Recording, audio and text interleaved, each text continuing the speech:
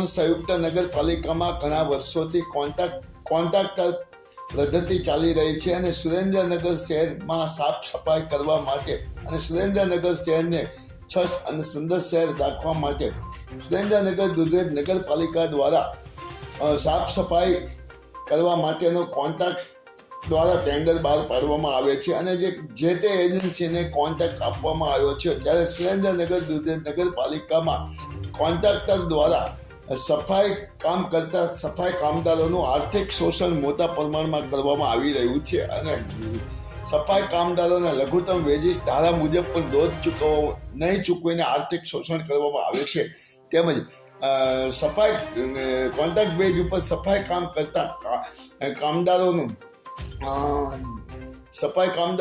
જે પીએફ પણ કાપવામાં આવે છે, પીએફની પહોંચ પણ આપવામાં આવતી નથી. ત્યારે સુરેન્દ્રનગર દુધરેજ વઢવાણ સંયુક્ત નગરપાલિકામાં જે એજન્સીને સાફ સફાઈ કરવાનો કોન્ટ્રાક્ટ આપ્યો છે તે મજૂરોનું આર્થિક શોષણ કરી રહી છે અને ત્યારે સુરેન્દ્રનગર દુધરેજ નગરપાલિકામાં સંયુક્ત નગરપાલિકામાં કોન્ટ્રાક્ટ બેઝ ઉપર કામ કરતા લોકો સુરેન્દ્રનગર દુધરેજ નગરપાલિકામાં કાયમી કરવાની માંગ સાથે સુરેન્દ્રનગર દુધરેજ વઢવાણ સંયુક્ત નગરપાલિકાની કચેરીની અંદર છેલ્લા 6 દિવસથી ઉપવાસ આંદોલન ચલાવી રહ્યા છે અને પણ જ્યારે સુરેન્દ્રનગર દુધરેજ નગરપાલિકા જ્યારે સફાઈ કામદારોને કાયમી નથી કરતી એની સામે વિરોધ પણ કરી રહ્યા છે અને નગરપાલિકામાં કામ કરતા સફાઈ કામદારોનો આર્થિક શોષણ મોટા પ્રમાણમાં થાય છે. ત્યારે સુરેન્દ્રનગર જિલ્લાના આમ આદમી પાર્ટી પણ સુરેન્દ્રનગર દુધરેજ વઢવાણ સંયુક્ત નગરપાલિકામાં જે સફાઈ કામદારો કામ કરી રહ્યા છે તેના સમર્થનમાં આવ્યા છે. સુરેન્દ્રનગર જિલ્લાના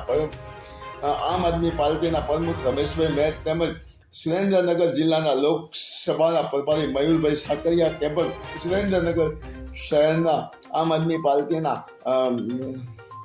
દીપકભાઈ ચેહલા તેમજ સતીશ ગમારા તેમજ અનેક સુરેન્દ્રનગર જિલ્લાના આમ આદમી પાર્ટીના કાર્યકરો અને આગેવાનો અને દેવકરણભાઈ જોગરાના તેમજ અનેક મહાનુભાવો સુરેન્દ્રનગર દુધરેજ નગરપાલિકામાં ઉપવાસ આંદોલન કરી રહેલા સફાઈ કામદારોના સમર્થનમાં આમ આદમી પાર્ટી આવી. હું મયુર સાકરિયા આ સુરેન્દ્રનગર દુધરેજ નગરપાલિકામાં છેલ્લા 6 દિવસથી આ નગરપાલિકામાં જે પણ સફાઈ કામદારો છે એ 6 દિવસથી અહીંયા ધરણા પ્રદર્શન કરી રહ્યા છે.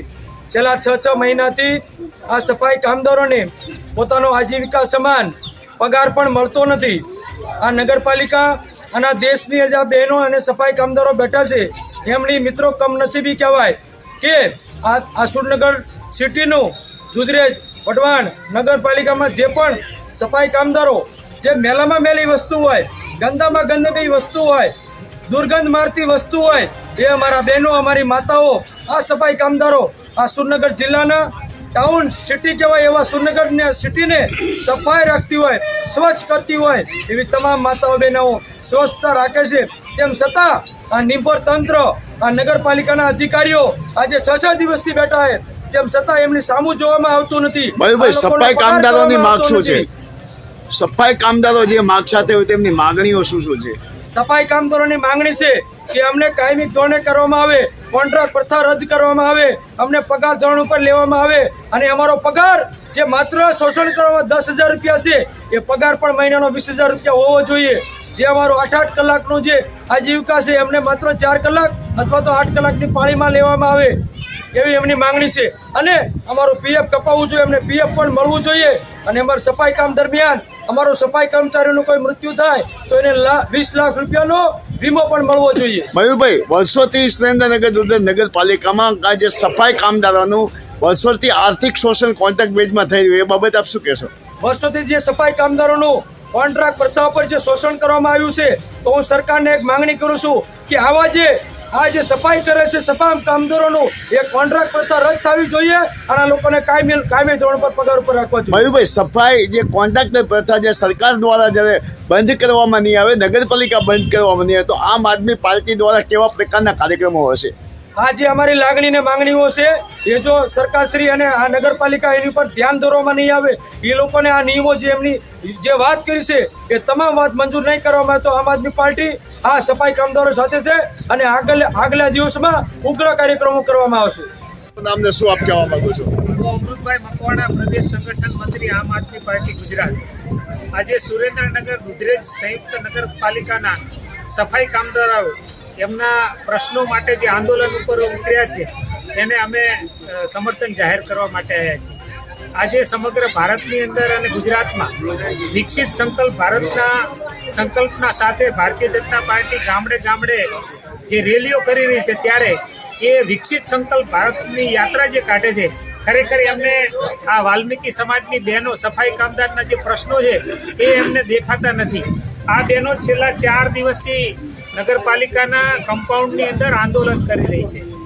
સૌથી પહેલી માગણી એમની અમૃતભાઈ, એમની માંગ શું છે? આ જે સફાઈ કામદાર બહેનો છે એમની સૌથી મુખ્ય માંગ એ છે કે એમને જે કોન્ટ્રાક્ટ પ્રથા છે એ કોન્ટ્રાક્ટ પદ્ધતિ રદ થાય અને એમને કાયમી નોકરી આપવામાં આવે, નિયમિત પગાર આપવામાં આવે. અન્ય જે સરકારી સવલતો છે એના લાભ પણ આ બહેનોને મળવા જોઈએ, કારણ કે સફાઈનું કામ કરી રહ્યા છે, નગરપાલિકાના કર્મચારી છે, તો એમને શા માટે કોન્ટ્રાક્ટ પદ્ધતિની અંદર એમનું શોષણ થાય?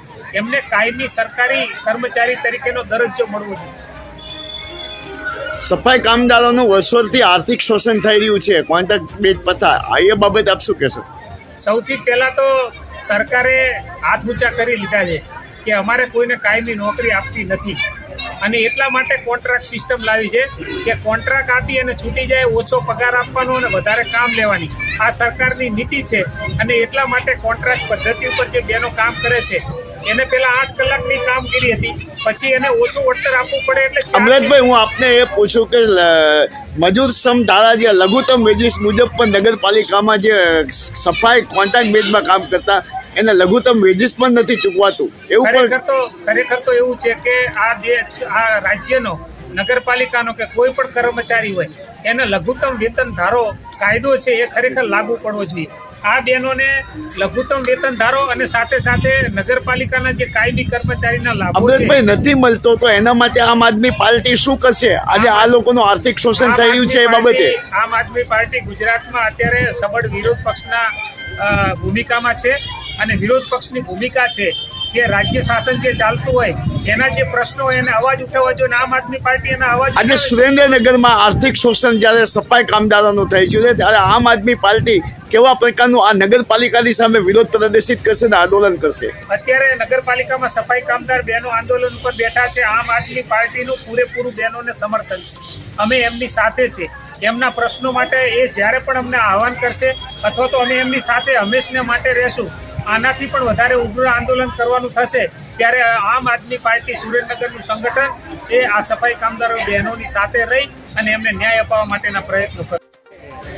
આજે સુરેન્દ્રનગર દુધરેજ નગરપાલિકા ખાતે અહીંના જે સફાઈ કામદારો, આમ તો સફાઈ કામદારો ન કહેવાય પણ જે અહીંના સર્જનહાર કહેવાય, કે જે નગરપાલિકાને હર હંમેશ જે નગરપાલિકાને સ્વસ્થ રાખવાનું મુખ્ય કામ કરી રહ્યા છે, એવા લોકો આજે બહેનોને એમના ન્યાય માટે અહીંયા બેસવું પડે ત્યારે આમ આદમી પાર્ટી એમની સાથે એમના સમર્થન માટે અહીંયા આવી છે. પ્રમુખશ્રી, આપને એ પૂછ્યું કે જે સુરેન્દ્રનગર દુધરેજ નગરપાલિકામાં કોન્ટ્રાક્ટ બેઝ ઉપર જે કામ કરી રહ્યા છે, કેટલા મજૂરો છે અને કેવા પ્રકારનું આર્થિક શોષણ થઈ રહ્યું છે અને શું એમની માંગ છે? અહીંયા અત્યારે હાલમાં જે બહેનો બેઠી છે એ છેલ્લા ઓછામાં ઓછા 7 ગામના બહેનો છે, જે ઘણા વર્ષોથી કોન્ટ્રાક્ટ પદ્ધતિના કારણે એમનું શોષણ થઈ રહ્યું છે. હું આ સરકારને કહેવા માગું છું કે શું સફાઈ કામદાર માટે જ તમારે કોન્ટ્રાક્ટ સિસ્ટમ છે? કેમ તમારા નેતા માટે કોન્ટ્રાક્ટ સિસ્ટમ નથી? તમે ખાલી માત્ર 5 વર્ષ એક છૂટાવશો અને આખું જીવનભર તમે જો પેન્શન લેતા હોય તો આ બહેનો તો છેલ્લા 10 વર્ષથી તમારું જે અહીંનું સાફ સફાઈ છે કામ કરી